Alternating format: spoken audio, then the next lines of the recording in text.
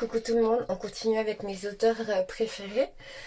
Et là, je vais vous parler d'un auteur que j'affectionne tout particulièrement et que j'aime beaucoup, beaucoup, c'est Frantz Fanon.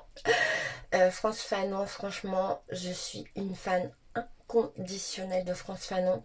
Je trouve vraiment que ses œuvres sont, entre guillemets, comme on dit, une tuerie. Franchement, c'est magnifique.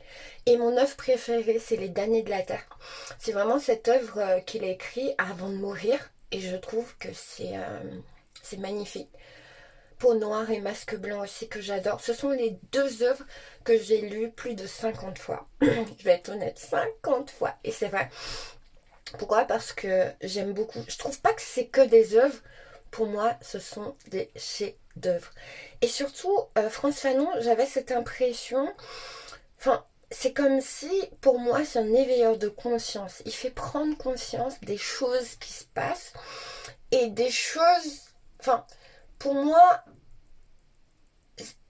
je sais pas si on peut dire ça. Pour moi, c'est comme si c'était un prophète, un petit peu comme Marley. Vous savez tout ce que Marley disait. On se rend compte au fur et à mesure qu'on avance dans le temps, ces choses se sont produites ou sont en train de se réaliser. Vous voyez ou pas? J'ai l'impression que c'est des œuvres, surtout les œuvres de Frantz Fanon sont des œuvres qu'on va dire entre guillemets prémonitoires en fait. C'est comme si c'était des prémonitions, voilà, et qui se réalisent. Et pour moi, c'est vraiment Frantz Fanon un éveilleur de conscience.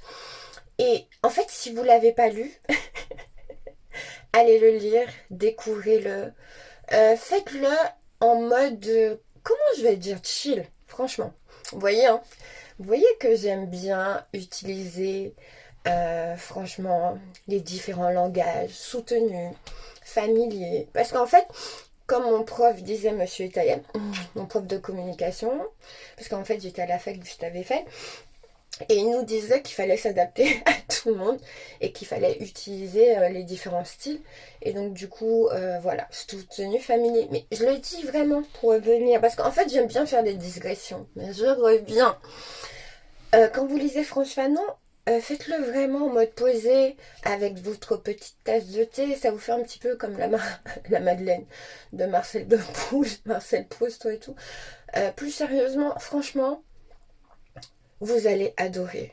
Vous allez être touché. Parce que je vous dis ça, je suis touchée dans mon cœur. Parce que Frantz Fanon, il éveille toujours en moi des émotions, des sentiments, des prises de conscience.